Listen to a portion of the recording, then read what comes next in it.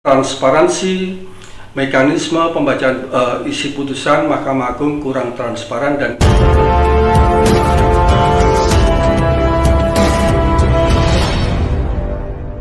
baik, terima kasih rekan-rekan ya. Perlu kami sampaikan juga bahwa kemarin tanggal 8 Agustus Mahkamah Agung mengumumkan melalui Kahumasnya amar putusan kasasi Ferdi Sambo dan kawan-kawan ya, amar putusannya. Itu pun putusan diumumkan sore hari ketika jam sholat asar ya. Perlu kita ketahui juga bahwa kami sangat menyesalkan ada beberapa hal. Yang pertama, Mahkamah Agung tidak pernah mempublikasikan, mensosialisasikan mengenai kapan jadwal putusan ya. Berbeda halnya dengan putusan sidang pengadilan tinggi. Pengadilan tinggi sangat membuat terobosan. Dia beberapa minggu sebelum putusan digelar tanggal 12 April, Pengadilan Tinggi melalui Humas sudah mempublikasikan kepada rekan-rekan semua dan kepada kami semua. Bahkan pada saat sidang putusan Pengadilan Tinggi banding, kami diberi kesempatan untuk menyaksikan sidang pembacaan putusannya. Nah, kembali lagi, Mahkamah Agung ini harusnya menjadi contoh yang baik ya. Ini kenapa yang kami sangat sesalkan putusannya. Satu, secara tiba-tiba hanya diumumkan amarnya, pertimbangan hukumnya tidak. Jadi ini hanya pengumuman hasil putusan, bukan sidang secara tuntas pembacaan putusan ya. Nah, mengenai isi amar putusan yang menganulir putusan Pengadilan Tinggi yang mengeluarkan putusan Pengadilan Negeri, diskonnya 50% rata-rata ya. Ferdi Sambo yang semula hukuman mati kemudian divonis kasasi seumur hidup. PC 20 tahun menjadi 10 tahun 50%. KM yang 15 tahun menjadi 10 tahun. Kemudian Ricky Rizal 13 tahun menjadi 8 tahun ya. Setelah mendengar putusan ini, kami pun langsung komunikasi dengan pihak keluarga Ibunda almarhum Yosua, Ibu Rosti Simanjuntak. Dia sangat menangis, sedih, kecewa. Ya, kami maklum karena tidak siap mendengar putusan yang langsung diumumkan oleh Mahkamah Agung tanpa pemberitahuan terlebih dulu. Ya, ini berarti transparansi mekanisme pembacaan isi putusan Mahkamah Agung kurang transparan dan ini sangat mengecewakan. Ya, mengenai amar putusannya ini makin menambah kekecewaan dan keprihatinan dari pihak keluarga maupun kami anggota dari penasihat hukum almarhum Yosua ya. Kenapa demikian? Karena pada saat tingkat pertama Pengadilan Negeri sudah memiliki kualitas yang baik putusannya ya. Maka boleh kami katakan juga Pengadilan Tinggi juga menguatkan ya. Dalam asas hukum ada judicium Deo, hakim adalah dianggap wakil Tuhan. Ini kami terapkan pada hakim di tingkat pertama dan kedua, bagus ya. Namun hakim yang mau vonis kasasi Ferdi Sambo, saya tidak bisa mengatakan itu ya. Namun demikian ya, kami menyampaikan, menegaskan lagi bahwa keluarga sangat kecewa ya, kecewa. Namun demikian secara asas hukum kami dari sisi perspektif hukum, di dalam hukum ada asas res judicata pro veritate habetur. Artinya putusan hakim harus dianggap benar, walaupun itu menurut pendapat kami tidak benar, tapi itu asas yang harus kita hargai bersama, yaitu. Kemudian mengenai isi pertimbangan hukumnya, karena Mahkamah Agung belum mengumumkan pertimbangan hukumnya sehingga kami belum bisa menganalisa, mengkaji hukumnya bagaimana majelis hakim itu bisa merubah vonis-vonis hukuman tersebut, karena pertimbangan hukum itu belum diumumkan ya, informasinya dalam waktu dekat. Seharusnya kalau memang putusan itu belum siap, menurut kami jangan diumumkan dulu.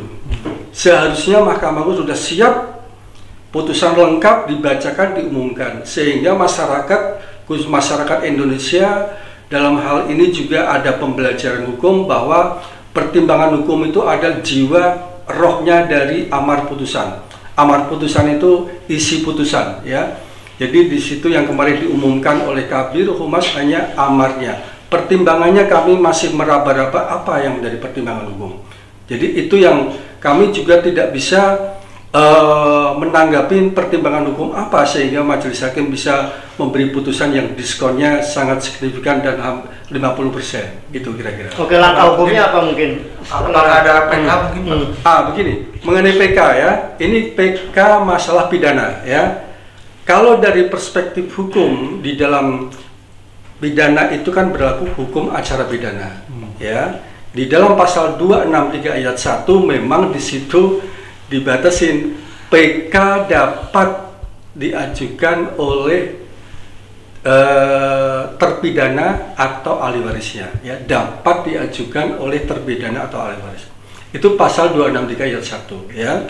Kalau disimak dari norma pasal 263 ayat 1 tersebut, memang di situ tidak ada kalimat jaksa dapat PK.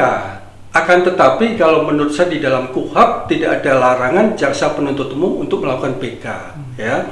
Memang ini kalau memang jaksa penuntut umum yang menjadi wakil dari pihak korban ingin menegakkan keadilan demi kemanusiaan ya, tidak ada salahnya kami harapkan bisa melakukan terobosan untuk mengajukan PK agar nantinya dalam PK itu hakim peninjauan kembali dapat menganulir putusan kasasi.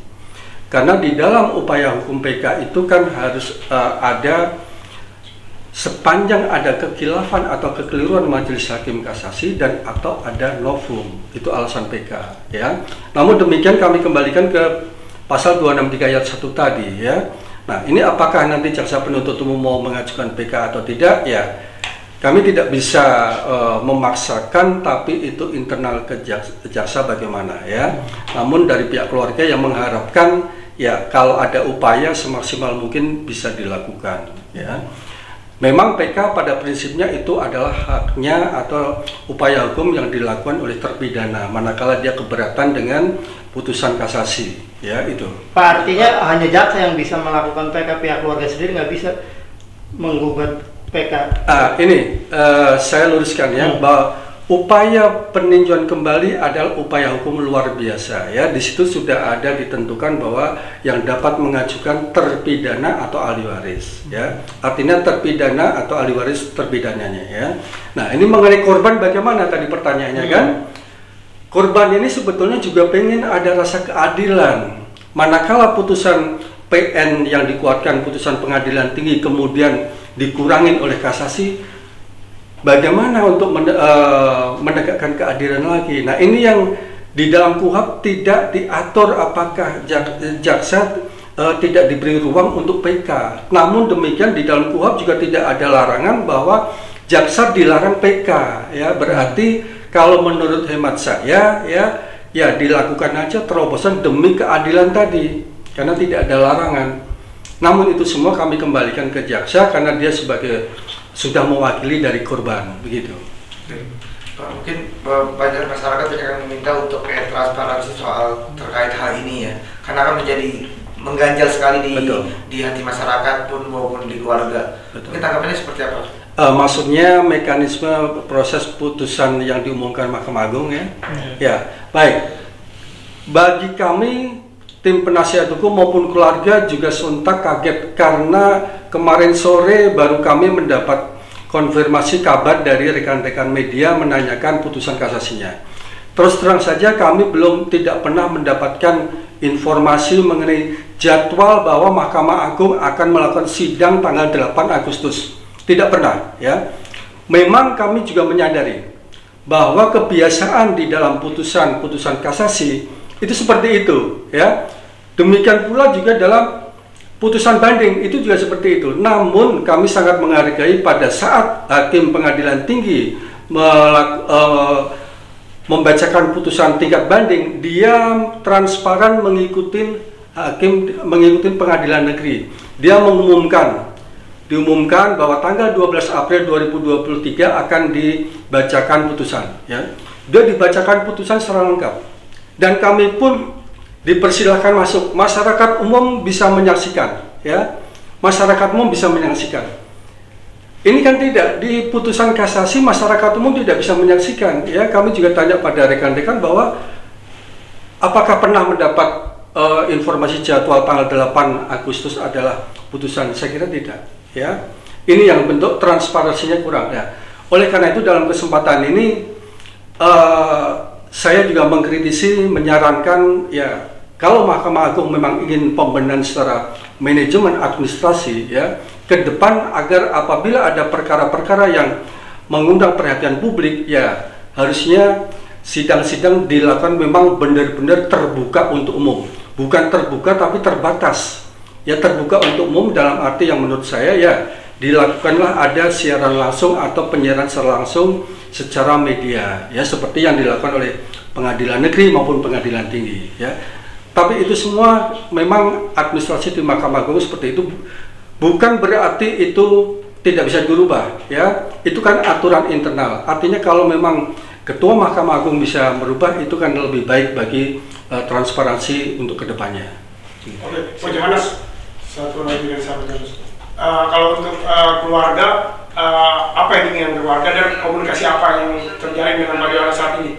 Ya, yang diinginkan betul-betul ya, memang tadi malam kami sudah komunikasi langsung dengan Ibunda Rosti Simanjuntak ya. Dia hanya menangis ya, menangis dengan kekecewaan ya. Tentunya kami juga tidak bisa berbuat banyak karena mengingat bahwa asas res judicata pro veritate habetur, bahwa putusan pengadilan harus dianggap benar walaupun itu memang tidak benar. Itu kami hargai ya. Dari pihak keluarga ya hanya pasrah pada Tuhan ya.